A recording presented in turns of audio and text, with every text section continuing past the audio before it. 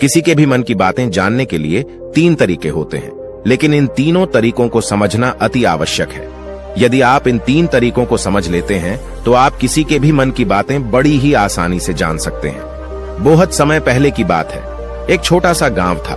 उस गांव में 2 भाई रहा करते थे। बड़ा भाई अंधा था और इसलिए वह हमेशा घर पर ही बैठा रहता था और छोटा भाई खेती किया करता था। लेकिन खेतों में अत्यधिक जानवर आने से पूरी फसलें नष्ट हो जाती थीं, जिनके कारण छोटा भाई बहुत ही ज्यादा परेशान हो चुका था। एक दिन उसे एक तरकीब सूझी। उसने सोचा, खेतों में से इन जानवरों को भगाने के लिए क्यों ना मैं अपने बड़े भाई की मदद ले लूं। वैसे भी बड़े भैया अंधे हैं, खेतों में बैठे रहेंगे और जानवरों की आहट आने पर वह उन्हें जोर से चिल्लाकर भगा भी सकते हैं, जिससे हमारी फसलें नष्ट होने से बच जाएंगी। यह सब सोच विचार करने के बाद उसने अपने खेत में एक झोपड़ी तैयार कर ली और अपने अंधे भाई को खेत में बैठा दिया और उनसे कहा, भैया, यदि कोई जानवर की आहट आपको सुनाई दे तो आप जोर जोर से चिल्लाना। यह सुनकर वह जानवर यहां से भाग जाएंगे और हमारी फसलें नष्ट होने से बच जाएंगी। बड़ा भाई खुशी खुशी अपने छोटे भाई की बात मान भी लेता है और वह उस दिन से खेत में ही रहना शुरू कर देता है। जब भी किसी जानवर की आहट उसे सुनाई देती तो वह जोर जोर से चिल्लाने लगता, जिससे वह जानवर वहां से भाग जाता था। ऐसा करते करते कई दिन बीत चुके थे। तभी एक दिन उसके खेत में एक हिरण भागता हुआ आया और वह खेत की बाड़ को तोड़कर वहां से भाग गया। लेकिन उसे हिरण का पीछा करते हुए एक राजा भी उस खेत में आ पहुंचा। तभी राजा की नजर उस अंधे भाई पर पड़ती है। राजा उस व्यक्ति से कहता है, देखो, मैं यहाँ पर एक जानवर का पीछा करते हुए आया हूँ। क्या तुमने उस जानवर को यहाँ पर देखा है?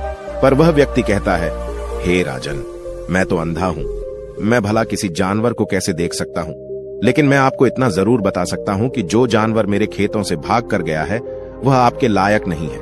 आप उसके पीछे अपना समय बर्बाद न करें। राजा संदेह व्यक्त की बात सुनकर बड़ा ही अचरज में पड़ जाता है। वह सोचने लग जाता है कि यह तो अंधा है, फिर इसे कैसे पता चल गया कि जिस हिरण की तलाश कर रहा हूं वह मेरे लायक नहीं है। तभी राजा उस अंधे व्यक्ति से कहता है, कहीं तुम मुझसे झूठ तो नहीं बोल रहे हो कि तुम अंधे हो और तुम्हें कैसे पता कि जो जानवर यहां से भागा है वह मेरे लायक ही नहीं है। इस पर वह अंधा व्यक्ति कहता है कि यह राजन, जिसे आप एक हिरण समझ रहे हैं, असल में वह एक हिरण नहीं है बल्कि एक मादा हिरण है और वह गर्भवती भी है। और जहां तक मुझे झांत है, मैंने कभी किसी राजा को किसी गर्भवती हिरण का शिकार करते हुए नहीं सुना है और इसी कारण से मैं आपसे यह कह रहा हूं कि यह हिरण आपके लायक नहीं है। आप उसके पीछे अपना समय व्यर्थ न करें। यह सुनकर राजा और भी अचरज में पड़ गया कि अंधा आदमी कैसे जान सकता है कि वह हिरण गर्भवती है। राजा कुछ देर सोच विचार करने के बाद अपने सेनापति से कहता है, सेनापति जी, मुझे वह जानवर जिंदा चाहिए, क्योंकि मुझे यह पता करना है कि क्या वह गर्भवती है या नहीं, क्योंकि यह अंधा आदमी बहुत विश्वास के साथ कह रहा है और मुझे इस बात की पुष्टि है।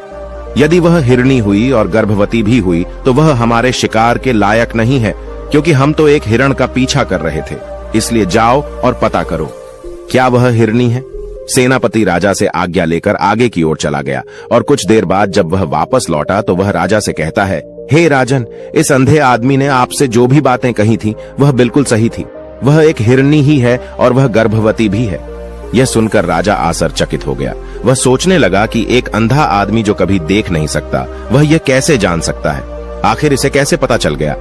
ऐसे कई सारे प्रश्न राजा के मन में उमड़ने लगे। अब राजा ने ठान लिया था कि मुझे इस बात की तह तक पहुंचना है कि आखिर यह अंदाज में कैसे जानता है कि वह जानवर गर्भवती है।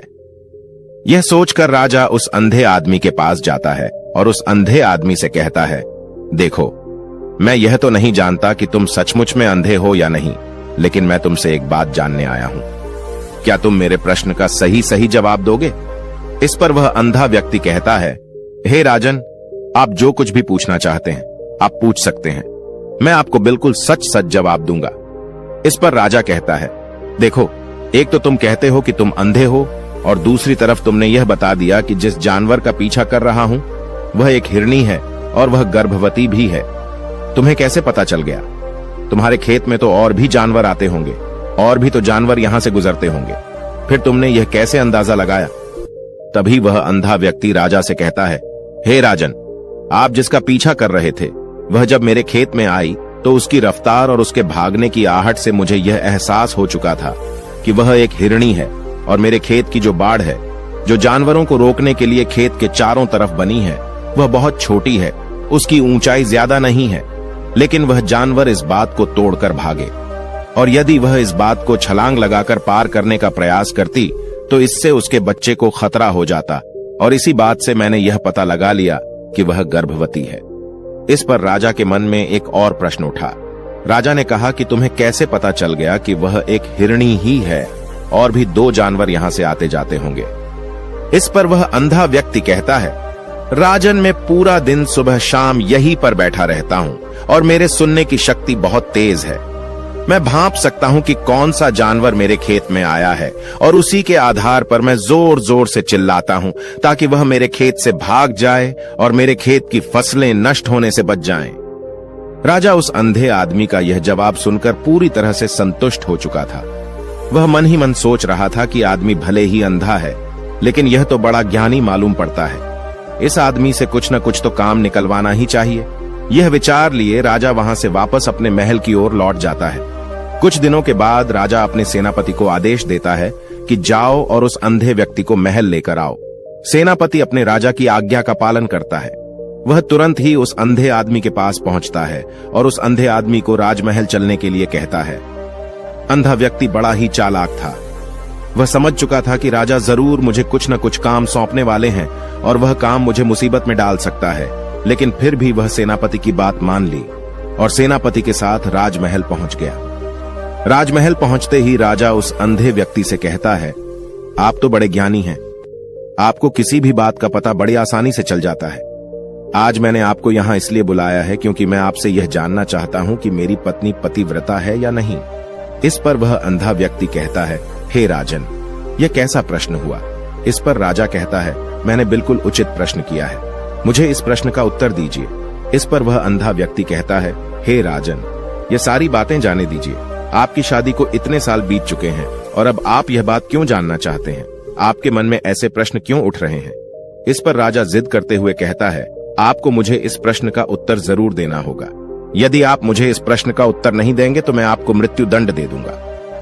राजा के मुंह से यह बात सुनकर वह अंधा व्यक्ति कहता है राजन, यदि आप इस प्रश्न का उत्तर जानना चाहते हैं तो इसके लिए आपको मेरा एक काम करना होगा।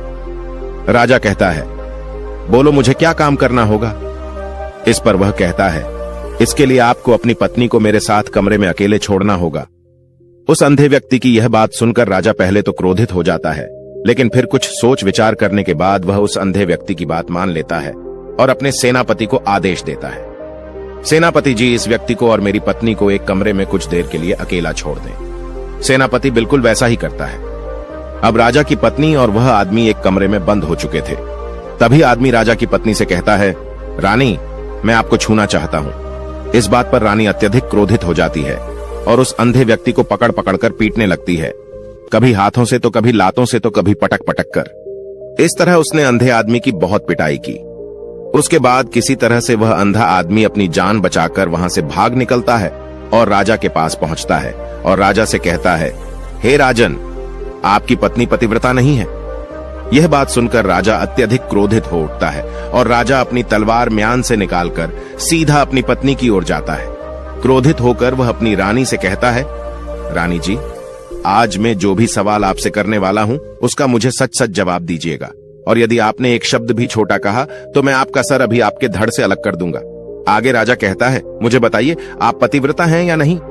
इस बार रानी कहती है, हे राजन, आप भले मुझे जान से मरवा दें, लेकिन आज मैं सच बोलूंगी, मैं पतिव्रता नहीं हूं। राजा ये बात सुनकर बहुत ही दुखी और निराश हो जाता है।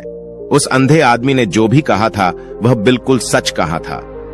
यह बात सुनकर तुरंत ही राजा उस अंधे आदमी के पास पहुंचता है और आकर उस अंधे आदमी से कहता है, तुम्हें कैसे पता चला कि मेरी पत्नी पतिव्रता नहीं है? अंधा आदमी कहता है, हे राजन, बड़ी सीधी सी बात है, मैंने तो आपकी पत्नी से बस इतना ही कहा था कि मुझे आपको छूना है।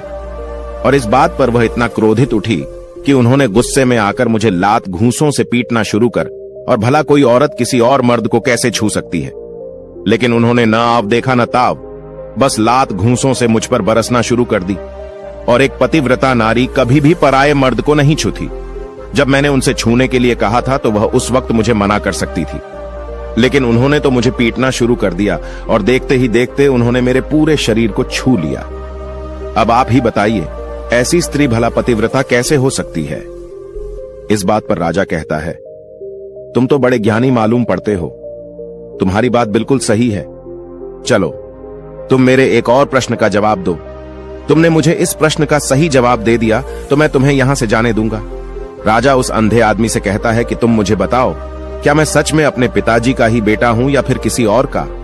इस पर अंधा आदमी कहता है, हे राजन, इस बात से आपको क्या लेना देना, आप किसी की भी औलाद हो। आखिर आप इस राज्य के राजा ही, इसलिए इस प्रश्न को जाने दीजिए। राजा कहता है, नहीं नहीं, मुझे इस प्रश्न का सही जवाब चाहिए, अन्यथा यह प्रश्न मुझे बहुत परेशान करता रहेगा, इसलिए मैं इसका सही सही जवाब आपसे जानना चाहता हूं। यदि तुम इसका सही सही जवाब दे देते हो तो तुम यहां से जा सकते हो। इस पर वह आदमी कहता है, इसके लिए तो मुझे आपकी मां के पास भी जाने की आवश्यकता नहीं है। मैं आपको अभी भी यह बता सकता हूं कि आप किसकी औलाद हैं, लेकिन उससे पहले मैं चाहता हूं कि आप मुझसे वादा करें कि आप मुझ पर क्रोध नहीं करेंगे। राजा ने कहा, मैं तुमसे वादा करता हूं, मैं तुम पर क्रोध नहीं करूंगा। उसके बाद वह अंधा आदमी राजा से कहता है, राजन राजन, आप तो अपने ही पिता के पुत्र, लेकिन आप पर एक कंजूस सेठ की छाया पड़ी हुई है। यह सुनकर राजा बहुत ही क्रोधित हो उठा और वह तुरंत तलवार निकालकर अपनी मां के पास पहुंच जाता है। वहां पर पहुंचने के बाद अपनी मां से कहता है, मां मुझे सच सच बताइए, क्या मैं अपने ही पिता का पुत्र हूं या नहीं? यदि आपने मुझे सही सही नहीं बताया तो मैं यहीं पर प्राण त्याग दूंगा। मुझे बताओ क्या सच है? इस पर उस राजा की मां कहती है, बेटा तू है तो अपने ही पिता का पुत्र, लेकिन तुम्हारे ऊपर एक कंजूस सेठ की छाया पड़ी हुई है। जब मैं एक बार नहाने के बाद अपना मुंह आईने में देख रही थी, तभी उस कांच के पीछे मुझे एक कंजूस सेठ नजर आता है और उसी की छाया तुम पर पड़ चुकी है। यह सुनते ही राजा और भी ज्यादा अचरज में पड़ जाता है और वह तुरंत दौड़ा दौड़ा वापस उस अंधे आदमी के पास पहुंचता है और उस अंधे आदमी से कहता है, तुम्हें कैसे पता चला कि मुझ पर एक कंजूस सेठ की छाया पड़ी हुई है? इस पर अंधा आदमी कहता है, राजन, आपने मुझसे कई सारे सवाल पूछे जिनका जवाब भी मैंने आपको सही से दिया। यदि कोई और राजा होता तो मुझे उसके बदले ढेर सारे इनाम दिया होता, लेकिन अब तक आपने मुझे एक फूटी कौड़ी भी नहीं दी। इस बात से मैंने अंदाजा लगा लिया था कि आप बहुत कंजूस हैं। यह बात सुनकर राजा जोर जोर से हंसने लगा और कहता है कि आप जो भी मांगे तो मैं आपको अवश्य दूंगा, लेकिन मुझे यह बात बताओ कि तुम्हें कैसे पता चल जाता है कि कौन सी बात सही है और कौन सी बात गलत? तुम किसी की बात का इतना सटीक और सही जवाब कैसे दे पाते हो? इस पर वह अंदाज में कहता है कि हे राजन, मैं तो वैसे ही अंधा हूं। मेरी आंखें होती तो मैं किसी की भी मन की बातें बड़ी सरलता से जान लेता। मन की भी एक भाषा होती है और यह भाषा मनुष्य के शरीर के व्यवहार के रूप में देखी जा सकती है। उसकी आंखों से, उसके होठों से, उसकी दान करने के तरीकों से, उसकी क्रियाओं से यह पता किया जा सकता है कि उसके मन में क्या चल रहा है। उसके आधार पर हम किसी के भी मन की बातें जान सकते हैं, लेकिन मैं तो जन्म से ही अंधाज हूं, मैं देख नहीं सकता, इसीलिए मैं क्रियाओं से देखता हूं। यदि मुझे कोई बात जाननी होती है तो अगले आदमी को मुझे कुछ काम देना पड़ता है, जिस पर वह व्यक्ति किस तरीके से उस काम को करता है, उसके आधार पर ही मैं यह पता लगा पाता हूं कि आखिर उसके मन में क्या चल रहा है। तभी वह राजा कहता है, तो इसका अर्थ यह हुआ कि मैं भी किसी के भी मन की बातें जान सकता हूं। इस पर वह अंधा आदमी कहता है कि हे राजन, अवश्य, किंतु उससे पहले आपको अपने ऊपर काम करना होगा और वह अपने मन को शांत करना, अपने मन को वर्तमान में लाना, जिसके लिए मैं आज आपको 3 तरीके बताने वाला हूं। और ये तीनों ही तरीके बड़े ही आसान हैं और सरल हैं, किंतु हे राजन, उससे पहले आपको एक काम करना होगा, अपने मन को एकाग्र करना होगा। जब हम अपने मन को एकाग्र करते हैं, अपने मन को वर्तमान में लाते हैं, तो हम दूसरे के मन की बातें जान सकते हैं, क्योंकि वह आदमी अभी भी अपने मन में वर्तमान में ही सोच रहा है और हमारे मन को वर्तमान में ही लाना होगा, तभी हम उसके मन की बातें जान सकते हैं। यदि हम अतीत में हुई घटनाओं के बारे में सोच रहे होंगे तो जो अगला आदमी में सोच रहा है, वर्तमान में अपनी मन में बात कर रहा है, वह हम कैसे जान पाएंगे? क्योंकि हम तो अतीत की घटनाओं में डूबे हुए हैं। इसलिए किसी के भी मन की बातें जानने के लिए सबसे पहले हमें अपने मन को एकाग्र करना होगा, उसे वर्तमान में लाना होगा। फिर वह अंधा व्यक्ति राजा से कहता है, हे राजन, जो 3 तरीके मैं आपको बताने वाला हूं, इन 3 तरीकों से आप बड़ी आसानी से किसी के भी मन की बातें जान सकते हैं। यह राजा जो सबसे पहला तरीका है वह आंखों पर ध्यान देना। किसी व्यक्ति से बात करते हुए उसकी आंखों में देखना, उसकी आंखों पर ध्यान देना ज्यादा जरूरी है, क्योंकि आंखें बोलती नहीं और बहुत कुछ कह जाती हैं। यदि हम किसी व्यक्ति की आंखों को, इशारों को समझना सीख जाएं, तो हम यह जान पाएंगे कि व्यक्ति के दिमाग में क्या चल रहा है, वह क्या सोच रहा है और अभी वह क्या करने वाला है। मेरे पास आंखें नहीं हैं, लेकिन मैंने अपने गुरु से यह विद्या सीखी है, क्योंकि बहुत साल पहले मेरे पास आंखें थीं और मैं उस वक्त लोगों के मन की बातें केवल आंखों में ही देखकर जान लेता था। इसलिए यदि आप भी दूसरों की बातें जानना चाहते हैं तो आपको भी उनकी आंखों पर गौर करना होगा, जैसे कि वह कब और कहां किधर देख रहे हैं। वह आंखों को इधर उधर घुमा रहे हैं या फिर उसकी आंखें खुश नजर आ रही हैं, और फिर आंखों में कहीं निराशा तो नहीं है, जैसा कि एक चोर होता है। उसकी आंखों में जब हम देखते हैं तो हमें यह पता चलता है कि अगला आदमी ने कोई गलती की है। ठीक उसी प्रकार जब हम किसी चालाक व्यक्ति की आंखों में देखते हैं तो आपको पता चलेगा कि उसकी आंखों में चालाकी होती है। यह एक बहुत ही सीधा और आसान तरीका होता है। यदि आपको यह पता लगाना है कि सामने वाला व्यक्ति आपसे झूठ कह रहा है या फिर सच कह रहा है, तो आपको उसकी आंखों में ध्यान देना अति आवश्यक होता है। यदि आपसे बात करते वह व्यक्ति अपनी आंखें इधर उधर घुमा रहा है या ऊपर नीचे, इधर उधर दाएं बाएं रहा है, तो इसका अर्थ यह हुआ कि वह इस बात से निकलने का कोई रास्ता ढूंढ रहा है, वह कोई झूठ बना रहा है। यदि सामने वाला व्यक्ति आपसे झूठ कहने का प्रयास कर रहा है तो वह आपसे नजर नहीं मिला पाएगा। ठीक उसी प्रकार दूसरे तरीके में हम चेहरे को पढ़ना सीखते हैं, क्योंकि चेहरे के हाव भाव होते हैं जिससे हम मन की बातें बड़ी आसानी से समझ सकते हैं, और इन्हें भी समझना बहुत जरूरी है। कभी कभी कोई व्यक्ति अपने चेहरे से, अपने हाव भाव से बहुत कुछ अलग अलग व्यवहार करता है। यदि आप किसी व्यक्ति के चेहरे में गौर करेंगे तो आप आसानी से समझ पाएंगे कि व्यक्ति निराश है या बहुत उदास है, या फिर वह बहुत खुश है, या फिर उसे कोई बड़ा दुख है तो अपने अंदर क्या महसूस कर रहा है। ये सारी बातें हम उसके चेहरे के हाव भाव से पता कर सकती हैं। फिर चाहे इंसान जुबान से कुछ बोले या फिर न बोले, लेकिन आप उसके चेहरे से सब कुछ पता कर सकते हैं। आगे अंधा व्यक्ति राजा से तीसरा तरीका बताते हुए कहता है कि हाथों के शरीर का व्यवहार, मन की बात समझने के लिए हमें हाथ के इशारे और शरीर के व्यवहार को समझना बहुत ही आवश्यक है। कोई व्यक्ति जब भी बात करता है, जो आपने देखा होगा कि वो अपने हाथों को हिलाता है, अपने हाथों से इशारा करता रहता है।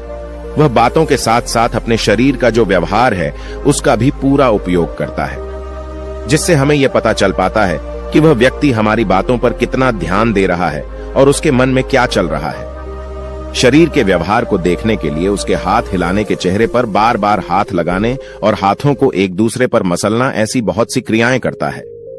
उस पर हमें ध्यान देना अति आवश्यक है।